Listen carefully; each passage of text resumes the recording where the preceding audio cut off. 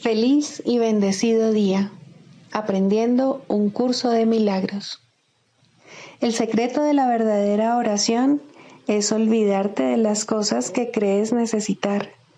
Pedir algo específico es igual que ver el pecado primero y luego perdonarlo. Del mismo modo, al orar pasas por alto tus necesidades específicas, tal como las ves, y las dejas en manos de Dios.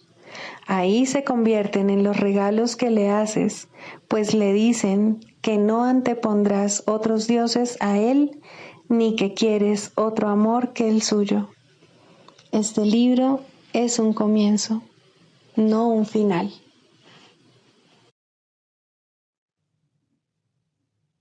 Del prefacio, ¿qué postula? Párrafo 12. El perdón es algo desconocido en el cielo, donde es inconcebible que se pudiese necesitar. En este mundo, no obstante, el perdón es una corrección necesaria para todos los errores que hemos cometido. Perdonar a otros es la única manera en que nosotros mismos podemos ser perdonados, ya que refleja la ley celestial, según la cual dar es lo mismo que recibir. El cielo es el estado natural de todos los hijos de Dios, tal como Él los creó. Esa es su realidad eternamente, la cual no ha cambiado porque nos hayamos olvidado de ella. Introducción. Este es un curso de milagros. Es un curso obligatorio. Solo el momento en que decides tomarlo es voluntario. Tener libre albedrío no quiere decir que tú mismo puedas establecer el plan de estudios. Significa únicamente que puedes elegir lo que quieres aprender en cualquier momento dado. Este curso no pretende enseñar el significado del amor, pues eso está más allá de lo que se puede enseñar. Pretende, no obstante, despejar los obstáculos que impiden experimentar la presencia del amor, el cual es tu herencia natural. Lo opuesto al amor es el miedo, pero aquello que todo lo abarca no puede tener opuestos. Este curso puede, por lo tanto, resumirse muy simplemente de la siguiente manera. Nada real puede ser amenazado. Nada irreal existe. En esto radica la paz de Dios. Capítulo 1. El significado de los milagros. Primero, principios de los milagros. Principio 2. Los milagros, de por sí, no importan. Lo único que importa es su origen, el cual está más allá de toda posible evaluación. Capítulo 30. El nuevo comienzo. 8. La realidad inmutable. Las apariencias engañan, pero pueden cambiar. La realidad, en cambio, es inmutable. No engaña en absoluto, y si tú no puedes ver más allá de las apariencias, te estás dejando engañar, pues todo lo que ves cambiará. Sin embargo, antes pensabas que era real y ahora crees que es real nuevamente. De este modo, la realidad se ve reducida a formas y se la considera susceptible de cambiar. La realidad, no obstante, es inmutable. Esto es lo que hace que sea real y lo que la distingue de todas las apariencias. Tiene que estar más allá de toda forma para poder ser ella misma. No puede cambiar. El milagro es un medio para demostrar que todas las apariencias pueden cambiar precisamente porque son apariencias y porque carecen del atributo de inmutabilidad que la realidad entraña. El milagro da fe de que te puedes salvar de las apariencias al demostrar que éstas pueden cambiar. En tu hermano reside una inmutabilidad que está más allá de cualquier apariencia o engaño, mas se ve nublada por tus cambiantes ideas acerca de él que tú percibes como su realidad.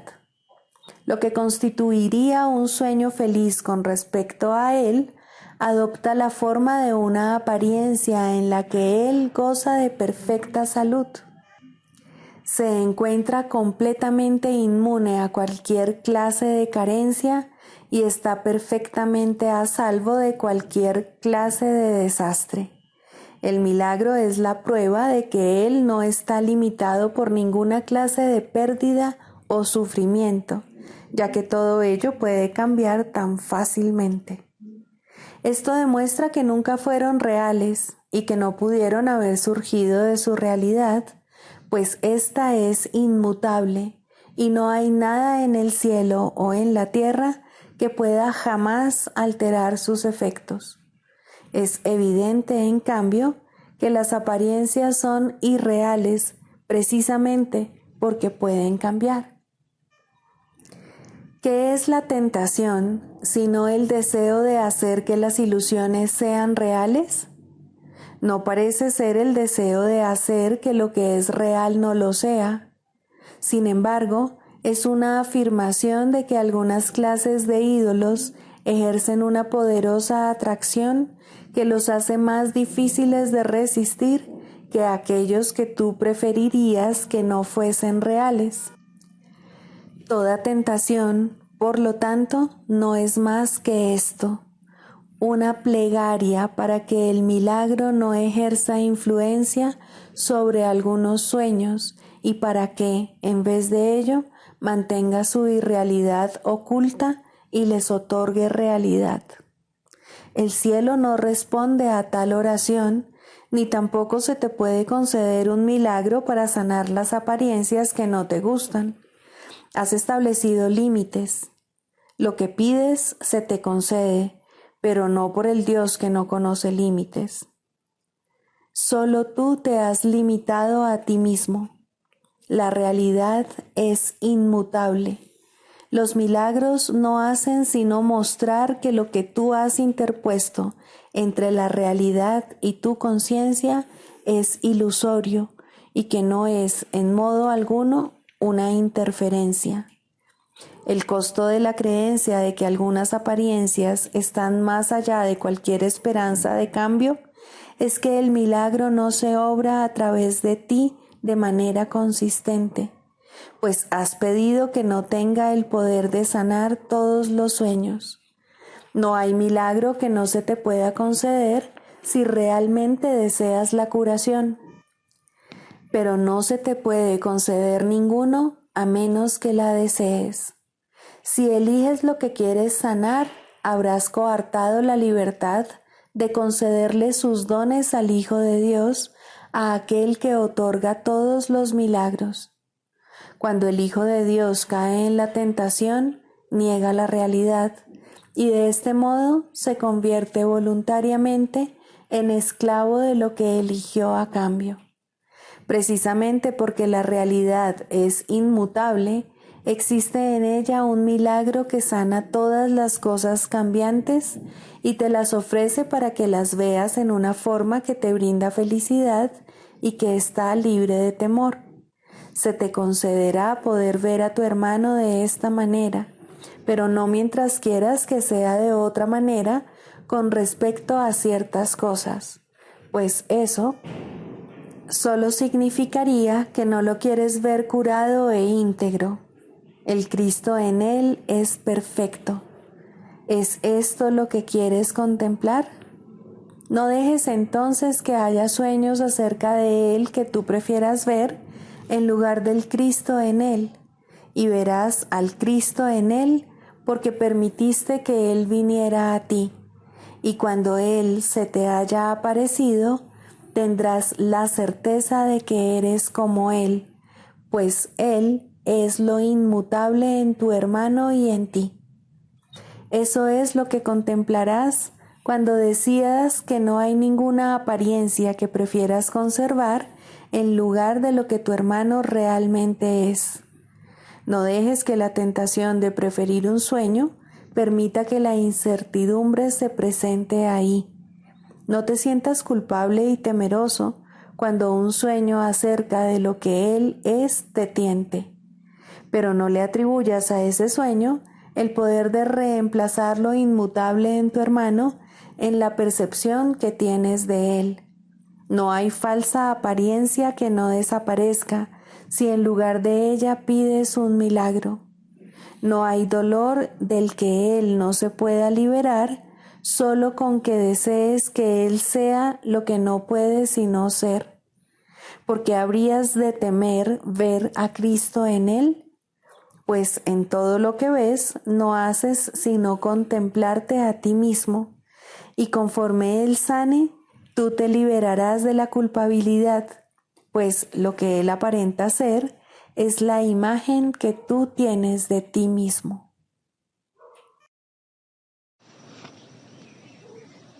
Libro de ejercicios, lección 220.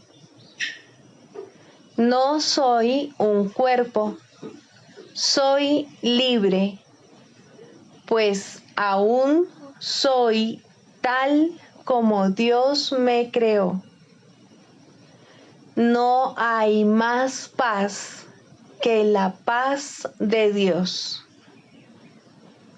Que no me desvíe del camino de la paz, pues ando perdido por cualquier otro sendero que no sea ese.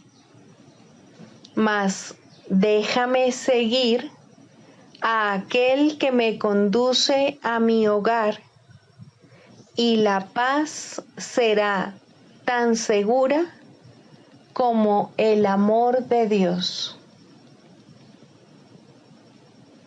No soy un cuerpo, soy libre, pues aún soy tal como Dios me creó.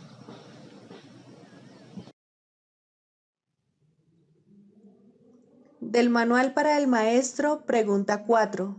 ¿Cuáles son las características de los maestros de Dios? 8. Paciencia. Los que están seguros del resultado final pueden permitirse el lujo de esperar, y esperar sin ansiedad. Para el Maestro de Dios, tener paciencia es algo natural. Todo lo que ve son resultados seguros que ocurrirán en un momento que tal vez aún le sea desconocido, pero que no pone en duda. El momento será tan apropiado como la respuesta. Y esto es verdad con respecto a todo lo que ocurre ahora u ocurra en el futuro. En el pasado no se produjeron tampoco errores, ni ocurrió nada que no sirviese para beneficiar al mundo, así como aquel a quien aparentemente le ocurrió. Tal vez esto no se entendió así en su momento. Con todo, el Maestro de Dios está dispuesto a reconsiderar todas sus decisiones pasadas, si éstas le están causando dolor a alguien. Tener paciencia es algo natural para aquellos que tienen confianza. Seguros de la interpretación final de todas las cosas en el tiempo, ningún resultado, ya visto o por venir, puede causarles temor alguno.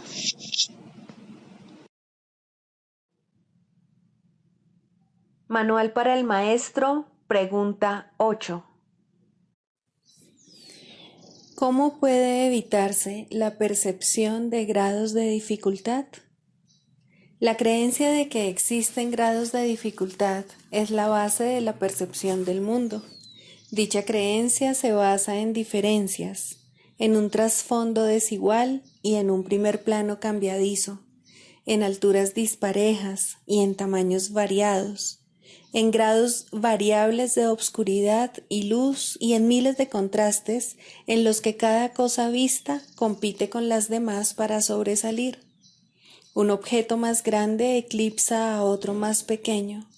una cosa más brillante llama más la atención que otra con menos poder de atracción, y una idea más amenazante o una que se considera más deseable de acuerdo con las normas del mundo trastorna completamente el equilibrio mental. Lo único que los ojos del cuerpo pueden contemplar son conflictos. No recurras a ellos en busca de paz y entendimiento. Las ilusiones son siempre ilusiones de diferencias. ¿Cómo podría ser de otra manera? Una ilusión es por definición un intento de que algo que se considera de suma importancia sea real, si bien se reconoce que es falso. La mente, por consiguiente, trata de hacerlo real, movida por su intenso deseo de conseguirlo. Las ilusiones son parodias de la creación, intentos de hacer que las mentiras sean verdad. La mente, al considerar a la verdad como algo inaceptable, se subleva contra ella y se otorga a sí misma una ilusión de victoria. Y al considerar a la salud como un agobio, se refugia en sueños febriles. Y en esos sueños, la mente se encuentra separada, es diferente de otras mentes, tiene intereses que solo a ella atañen y es capaz de satisfacer sus necesidades a expensas de las demás. ¿De dónde surgen todas esas diferencias? Ciertamente parecen encontrarse en el mundo exterior. Sin embargo, no hay duda de que es la mente la que juzga lo que los ojos contemplan, la que interpreta los mensajes que le transmiten los ojos y la que les adjudica significado entre comillas. Este significado, no obstante, no existe en el mundo exterior. Lo que se considera la realidad es simplemente lo que la mente prefiere. La mente proyecta su propia jerarquía de valores al exterior y luego envía a los ojos del cuerpo a que la encuentren. Estos jamás podrían ver, excepto a base de contrastes. Mas la percepción no se basa en los mensajes que los ojos traen. La mente es la única que evalúa sus mensajes y por lo tanto, solo ella es responsable de lo que vemos. Solo la mente decide si lo que vemos es real o ilusorio, deseable o indeseable, placentero o doloroso. En las actividades de selección y categorización que la mente lleva a cabo es donde se producen los errores de percepción, y ahí es donde debe efectuarse la corrección.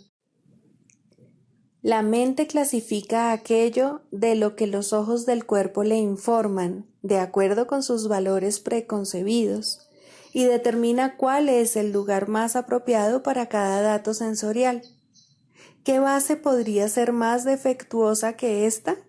Sin darse cuenta de ello, ha pedido que se le proporcione lo que se ajusta a estas categorías. Y una vez que ha hecho esto, concluye que las categorías no pueden sino ser ciertas. Esta es la base de todos los juicios que establecen diferencias, porque los juicios que el mundo emite descansan sobre ella. ¿Cómo se iba a poder depender de este razonamiento confuso y absurdo? No puede haber grados de dificultad en la curación por el simple hecho de que toda enfermedad es una ilusión. ¿Sería acaso más difícil desvanecer la creencia que tiene un demente en una alucinación mayor que la que tiene en una más pequeña? ¿Podría reconocer más rápidamente la irrealidad de una voz estridente que la de una voz agradable? ¿Desecharía más fácilmente una orden para que mate que se le pide con un susurro que una que se le pide a gritos? ¿Y afectaría el número de tridentes que tienen los diablos que él ve la credibilidad de estos en su percepción?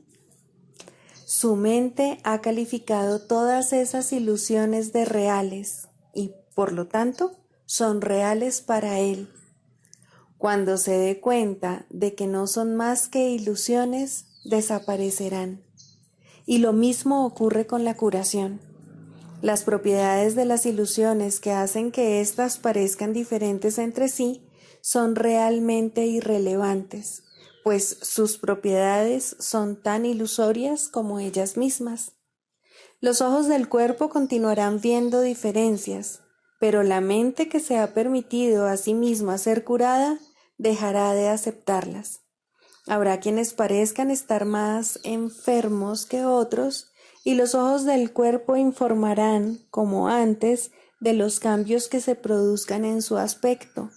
Mas la mente curada los clasificará a todos de la misma manera, como irreales. Este es el don de su maestro, el entendimiento de que, al clasificar los mensajes que la mente recibe de lo que parece ser el mundo externo, solo dos categorías son significativas, y de estas, solo una es real. De la misma manera en que la realidad es completamente real, independientemente de los conceptos de tamaño, forma, tiempo o lugar, pues no pueden existir diferencias en ella, así también las ilusiones carecen de distinciones. La única respuesta para cualquier clase de enfermedad es la curación. La única respuesta para cualquier clase de ilusión es la verdad.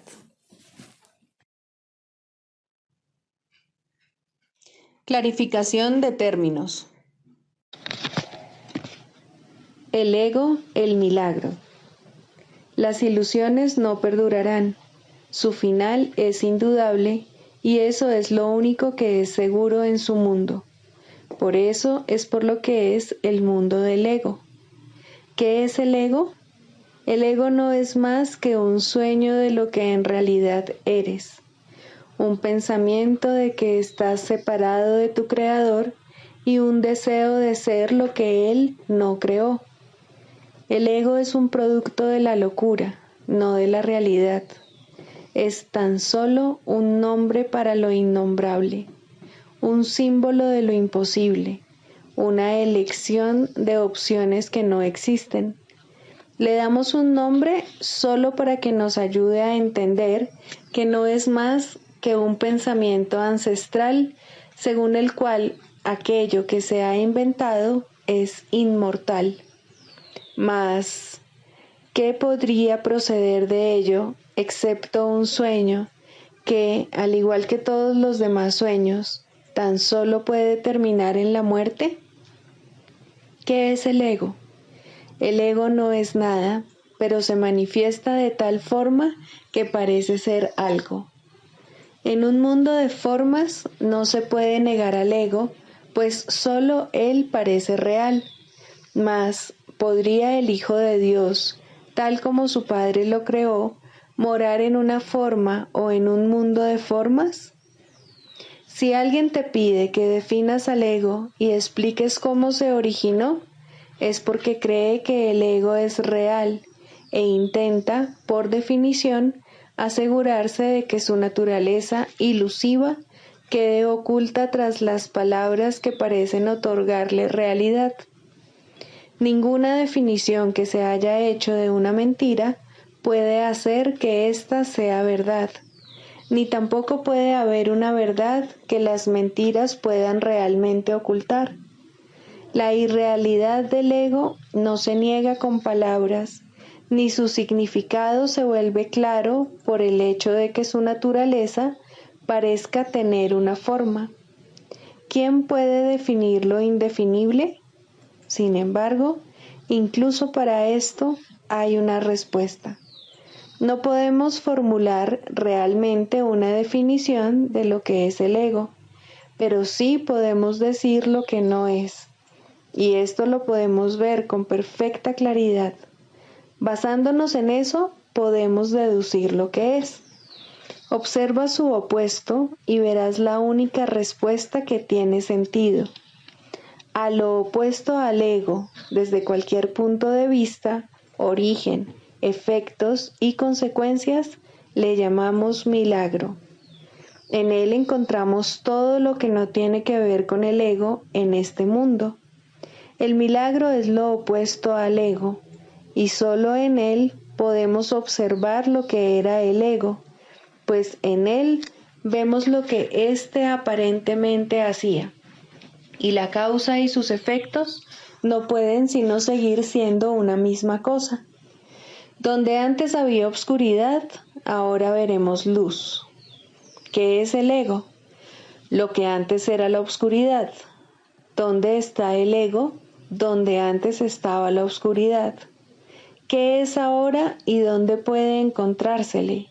No es nada y no se le puede encontrar en ninguna parte. Ahora la luz ha llegado y su opuesto se ha ido sin dejar ni rastro. Donde antes había maldad, ahora hay santidad. ¿Qué es el ego? Lo que antes era maldad. ¿Dónde está el ego? En una pesadilla que solo parecía ser real mientras la estabas soñando. Donde antes había crucifixión, ahora está el Hijo de Dios. ¿Qué es el ego? ¿Quién tiene necesidad de preguntar? ¿Dónde está el ego? ¿Quién necesita ir en busca de ilusiones ahora que los sueños han desaparecido?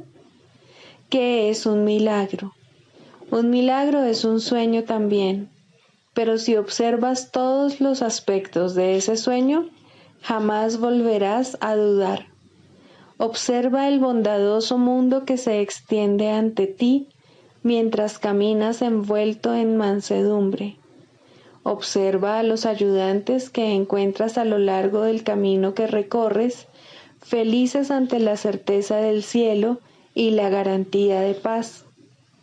Y observa también, por un instante, lo que por fin dejaste atrás y finalmente pasaste de largo.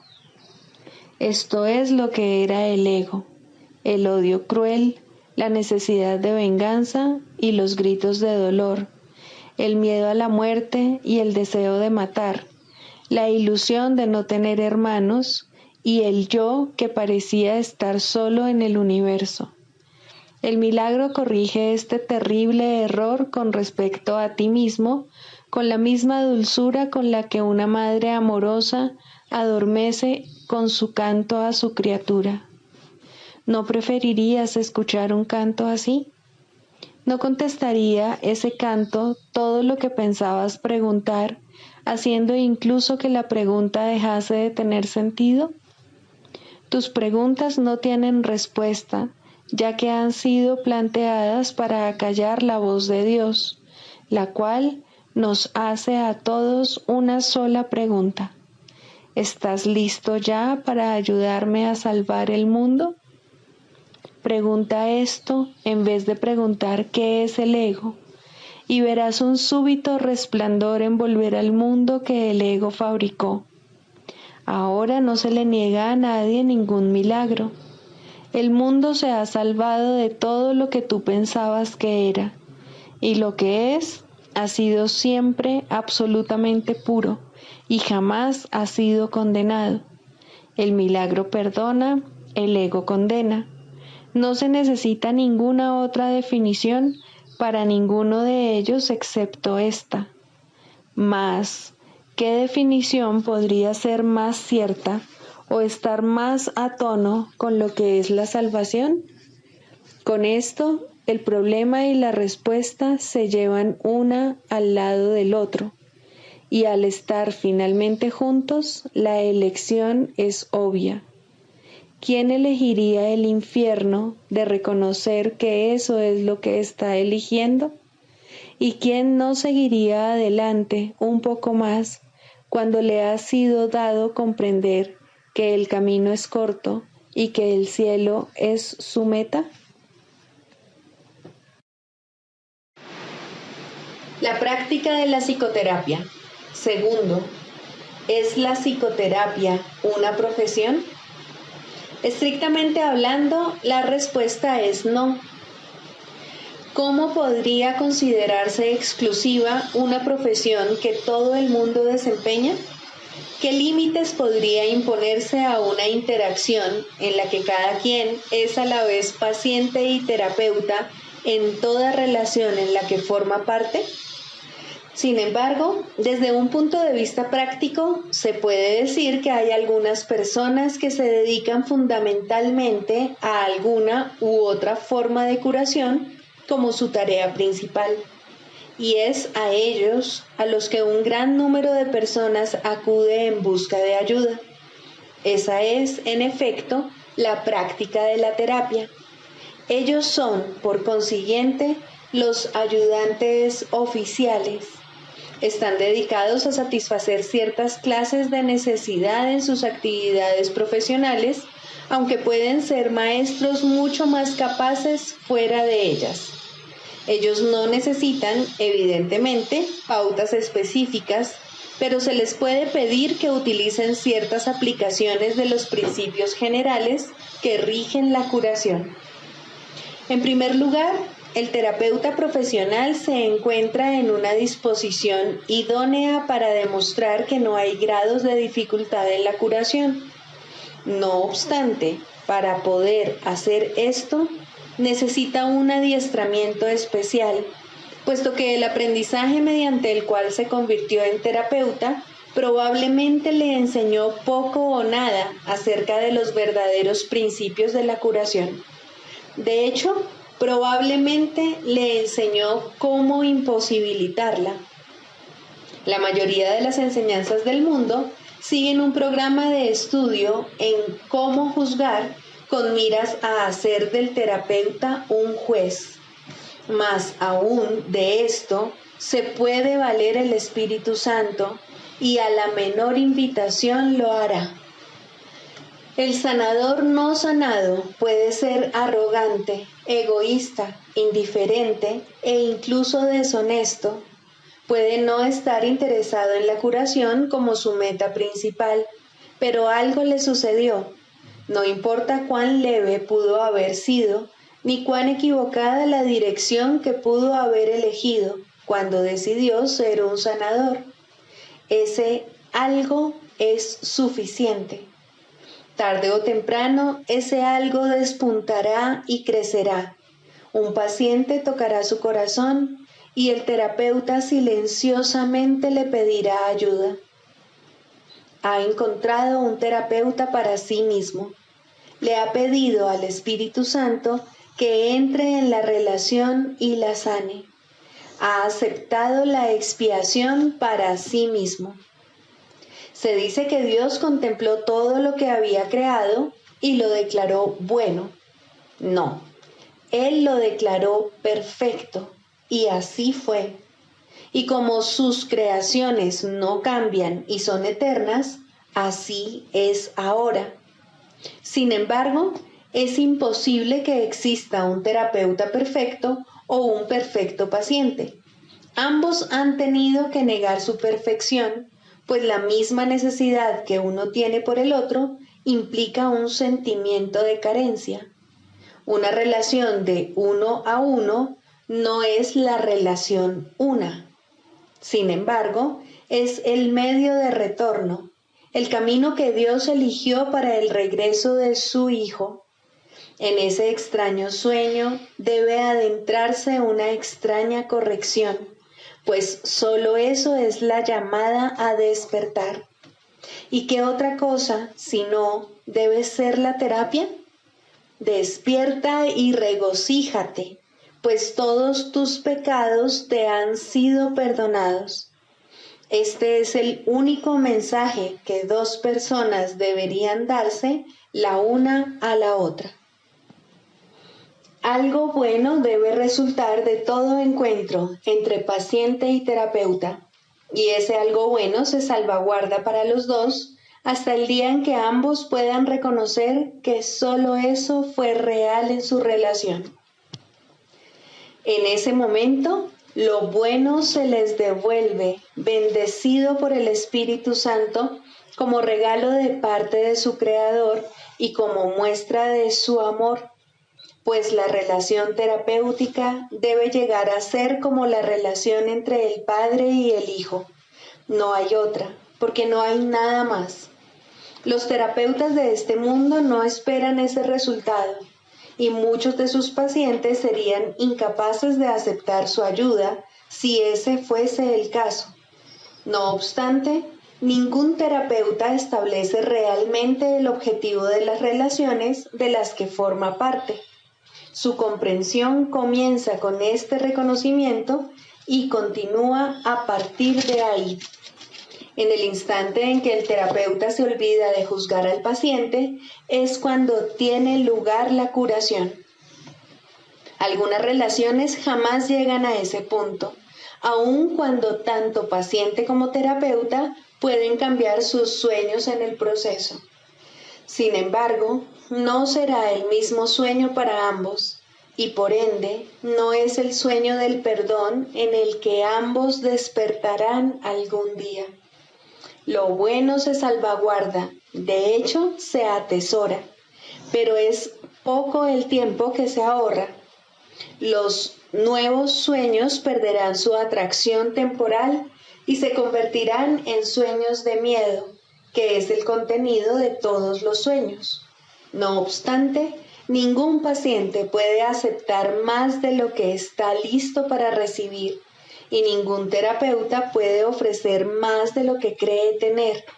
Por lo tanto, hay un lugar para todas las relaciones de este mundo, y aportarán tanto bien como cada una pueda aceptar y utilizar. De todos modos, la curación tiene lugar cuando cesa todo juicio, porque sólo entonces se puede entender que no hay grados de dificultad en la curación. Este entendimiento es crucial para el sanador sanado. Ha aprendido que no es más difícil despertar a un hermano de un sueño que de otro. Ningún terapeuta profesional puede mantener este entendimiento todo el tiempo en su mente y ofrecérselo a todo el que acude a él. Hay algunos en este mundo que casi lo han logrado, pero no han aceptado el regalo del todo para poder permanecer aquí y dejar que su comprensión permanezca en la tierra hasta el final de los tiempos. Realmente no se les debe llamar terapeutas profesionales. Son los santos de Dios. Son los salvadores del mundo. Su imagen ha de permanecer porque así lo eligieron. Toman el lugar de otras imágenes y su ayuda llega en forma de tiernos sueños. Una vez que el terapeuta profesional se ha dado cuenta de que las mentes están unidas, puede también reconocer que el concepto de grados de dificultad en la curación no tiene sentido.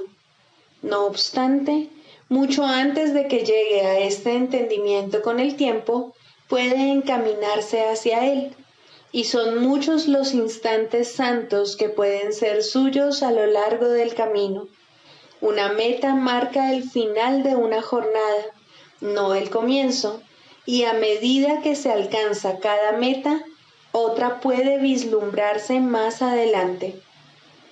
La mayoría de los terapeutas profesionales apenas se encuentran al comienzo de la fase inicial de la primera jornada. Incluso aquellos que han comenzado a comprender lo que deben hacer pueden oponerse a dar el primer paso.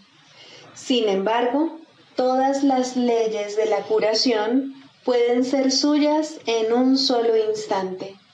La jornada no es larga excepto en sueños. El terapeuta profesional posee una ventaja que puede ahorrarle una enorme cantidad de tiempo si la usa adecuadamente. Ha elegido una senda en la que existe una gran tentación a hacer un mal uso de su papel. Si escapa a la tentación de asumir una función que no le ha sido dada, podrá superar muchos obstáculos a la paz con bastante rapidez. Para entender que no hay grado de dificultad en la curación, tiene que reconocer también su igualdad con el paciente. No hay términos medios en esto. O bien son lo mismo, o bien no lo son. Los intentos de los terapeutas de transigir con respecto a esto son extraños en verdad. Algunos utilizan la relación únicamente con el fin de coleccionar cuerpos para que les rindan culto en sus santuarios y ven esto como una curación. Muchos pacientes también consideran este extraño procedimiento como la salvación. Aún así, en cada encuentro hay uno que dice: hermano mío, elige de nuevo. No olvides que cualquier forma de especialismo debe ser defendida y lo será. El terapeuta que camina sin defensas dispone de la fortaleza de Dios, pero el terapeuta que anda a la defensiva ha perdido de vista la fuente de su salvación. Él ni ve ni oye. ¿Cómo puede entonces enseñar? Puede hacerlo porque la voluntad de Dios es que Él ocupe su puesto en el plan para la salvación, porque es la voluntad de Dios que ayude a su paciente a unirse a Él allí, y porque su incapacidad para ver y oír no limita al Espíritu Santo en modo alguno, excepto en el tiempo. Pues en el tiempo puede haber un gran intervalo entre el ofrecimiento y la aceptación de la curación. Este es el velo que cubre la faz de Cristo, pero no puede ser sino una ilusión, porque el tiempo no existe y la voluntad de Dios ha sido siempre exactamente como es.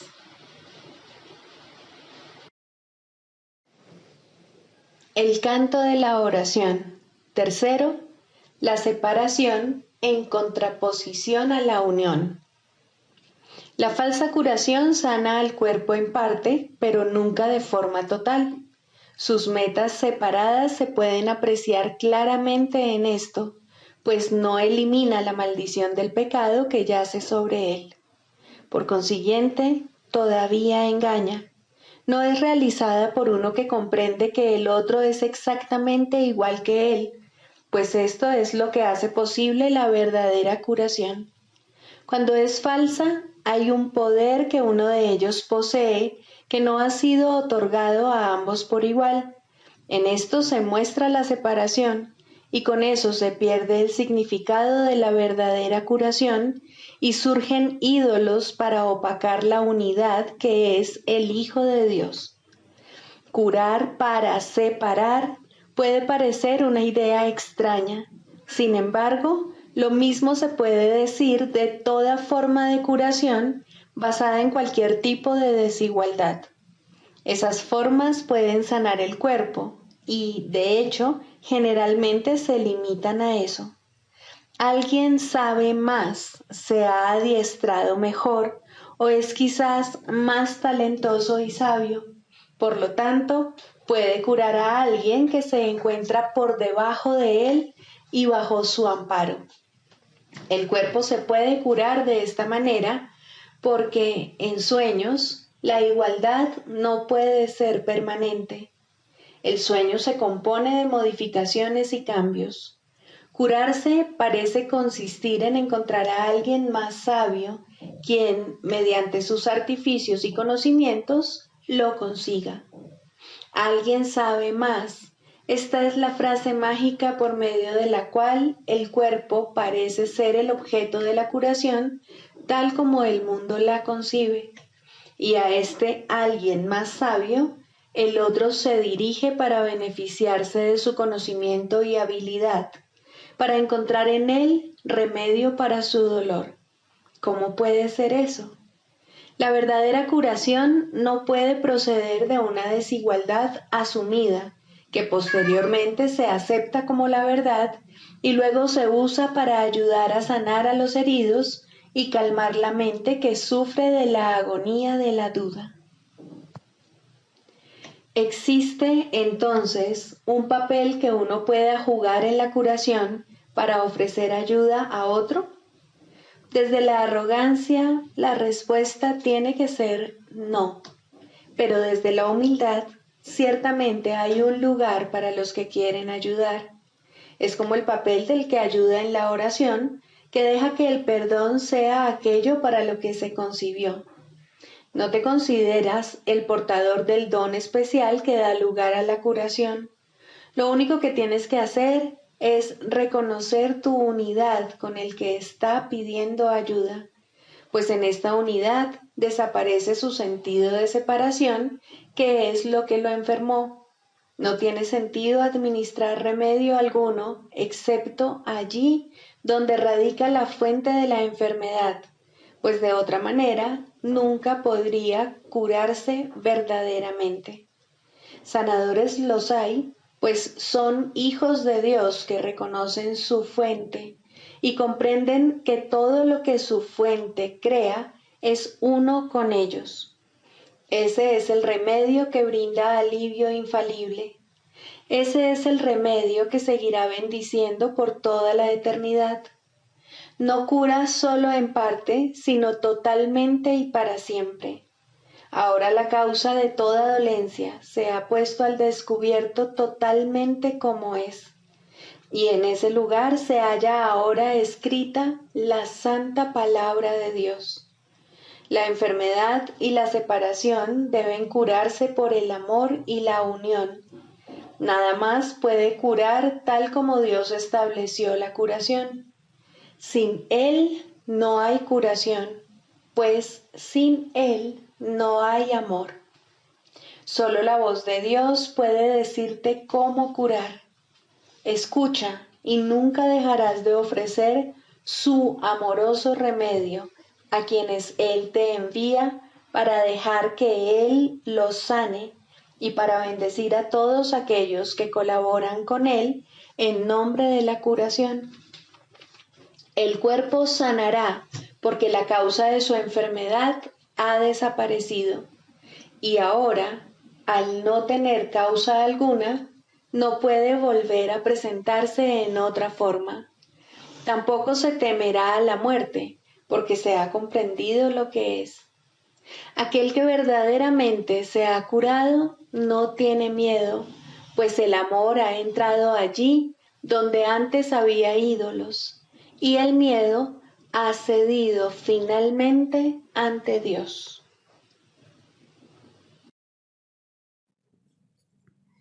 Sigamos a Jesús haciendo del perdón algo tan natural como respirar y algo tan vital como el aire. Amén.